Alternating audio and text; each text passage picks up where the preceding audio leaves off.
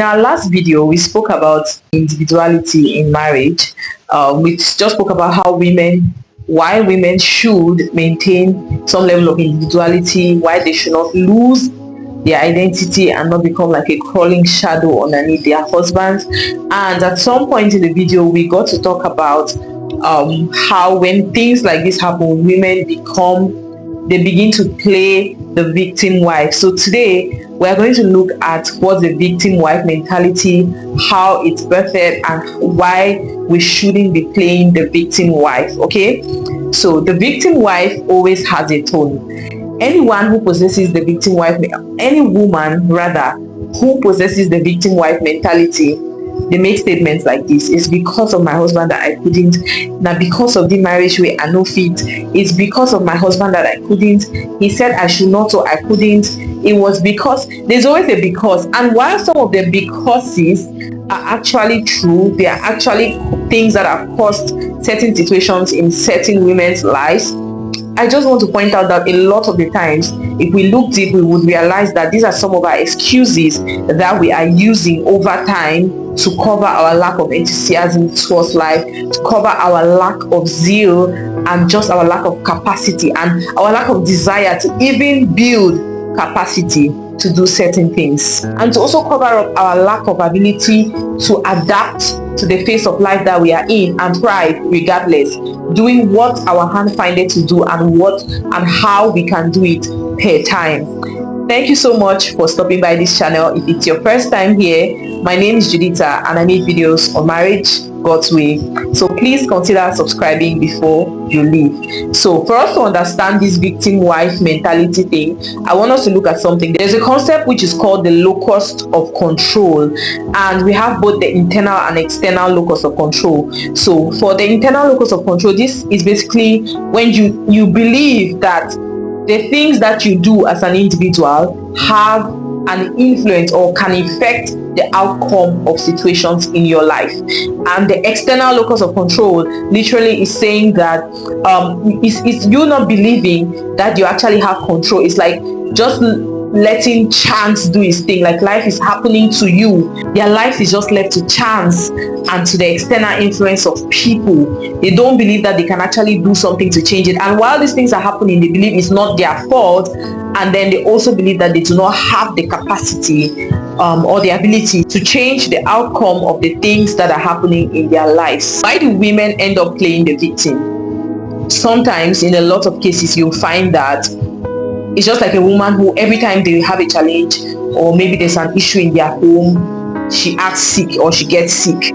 That's somebody that has the victim mentality. Why? Because that's a ploy to get attention. For some women, that's one of the only ways that they use to actually get like emotional satisfaction from their partners. Maybe when they act sick or they act weak, broken. So they kind of use it like a bait to get their partners in the place where they want them to be. Also, carrying the victim mentality helps some women to completely escape the responsibility of who they have been in the past, of who they are now, and of who they are becoming. They use this victim mentality to succeed, to convince themselves first that where I am now is out of my control. It is because of the circumstances, and mostly because of the person that I'm married to, or mostly because I've been having children, or mostly because there's always a reason. And the thing is, I'm in a coaching program right now, and our coach will always say that excuses are cheap.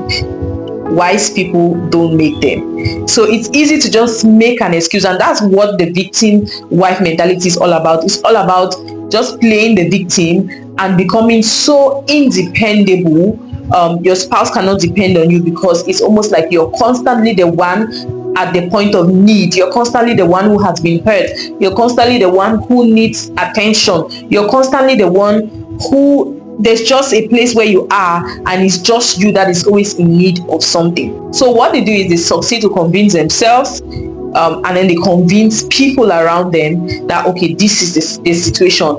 And the truth is that you convincing yourself and convincing people that it's because of this, it's because of that, I couldn't do this, I can't become this, I can't become that, it doesn't really change anything for you. So people's lives will continue, but you are going to be the one who is there making those excuses. And of course, the most you're going to get is people feeling sorry for you, but that doesn't really change anything about you. You're still going to get to a point where you hit a brick wall and you become very discontent with who you are and what you're becoming, and that is going to birth something else that we are going to talk about.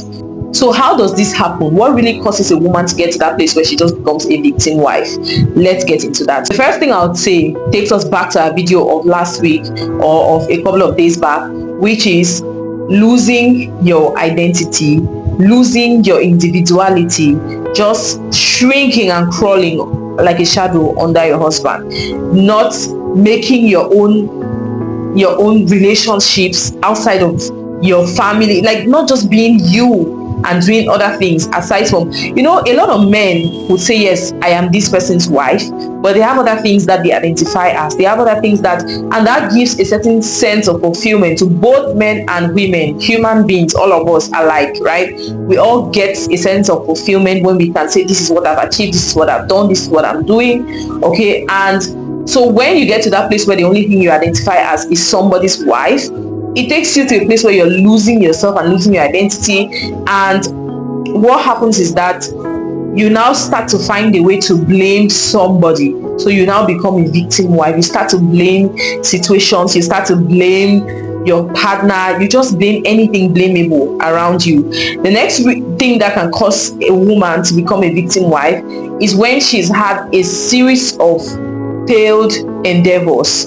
Even there, I think there's a scripture that talks about a merry heart doeth good like medicine, but a broken, it's like when you have expectations and your expectations are met, it makes you happy. You get to a point where you want to do more, but if you keep trying and it doesn't work, you try this, it doesn't work, you try this, it doesn't work, it's almost like you're not just meant to be, or you're not just meant to do anything, and you get to that point where it's like you hit a brick wall. So for some women, it's probably maybe they've tried and then they've gotten to a point where I'm going to give up. Please, I want to encourage you today, if you're a young wife and you find yourself in a state where you're having children, you're having babies, and your schedule is just becoming hectic for you to be able to like just find something to add in the mix of everything.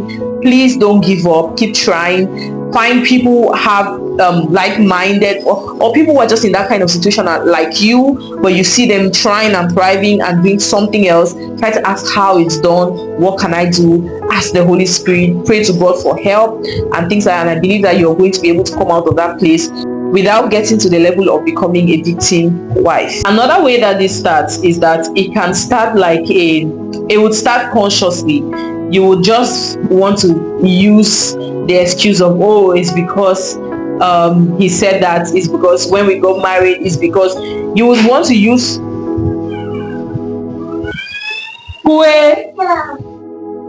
I say I'm filming now, what's the matter?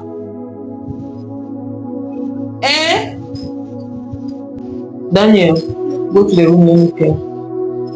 I told you that I'm filming now. Did I not tell both of you to sleep? Did I not say people should sleep? Why you put up? We have to go to church now. You don't want to go to church. If you don't sleep, you are not dancing. Close the door. If you don't sleep, you are not dancing. Zoe, come and close the door. Some of the issues is because of my children that are not in this video. Close the door and sleep. Try to sleep. Even if you're not sleeping, relax on your bed so that when we go for your practice, you have energy. Close the door. I don't even know where I was. It's because of my children that I did not finish this video on time. It's because I got married and had children. Anyways, let's continue. Okay, I was saying that it can begin very consciously, where you just, it's like a harmless, it's just like now I can just say, oh, it's because you say it one time, you say it 2 times, before you know it, you're constantly giving excuses, and you feel so, it's like a gratification that you have within you when you can give those excuses as to why I couldn't do this, but you don't know that you're setting yourself up for a long-term trap where you're going to find yourself blaming everybody else for what you couldn't do but yourself. So, and honestly, I feel like we have one life to live, and Nobody is going to give an account for you as to how you used your life, what you did, how did you help people, what did you do. Nobody's going to help you give that account. So you're going to be the one to explain and say, oh, it's because I could not, it's because I didn't. How about where you are? Start where you are, do what you can do, and find a way. So it starts consciously, like just using it to just say, and then it becomes something that is so deeply engraved in you that you believe it, and it just becomes your mantra. It's because since I it's just like people who I see people who have gained weight, and this is, I'm not throwing shade to anybody. You gain weight after you have a child, and 5 years after you stopped having children, you are still blaming your weight gain, your continuous weight gain, to childbirth. Like, it's not true. It's the decisions you've made, it's the food you've eaten, it's you, and it's the mindset you chose. And you know, when you chose to work with that mindset, it actually becomes it. So if you confess it and believe it, and you keep saying that, oh, na pikin, oh, na born, na bondo make me abis, you're going to remain like that. So the change is not going to come. But if you say that, okay, I'm done having my children, it's been 5 years, it's been 4 years, it's been 2 years, what can I do? The question is, what can I do? I think that's one of the highest questions I've asked myself this year. Okay, with what I have and where I am, how can I start? What can I do? It's never a question of I can't. That's that spirit of I can't, that mentality of I can't. I think I've thrown it away, and I'm grateful for that. So it's, what can I do? How can I continue? Okay, I took a break. How do I go forward? What next? So that's just it. And that way you find yourself taking responsibility. So when you take responsibility for your actions, you are also bold enough to take responsibility where there's a shortcoming and where there's a mistake.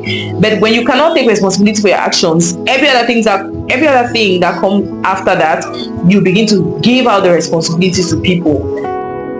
What are some of the disadvantages of carrying a victim mentality or becoming a victim wife? Is, first, I say this all the time, stagnation in the family. When you are playing victim, you are not being productive, you are not adding value to your family, to yourself, to your children, to your husband. In fact, you are becoming a draining factor. So you cannot afford to build a victim mentality as a wife. You stress out your partner can easily get burnt out.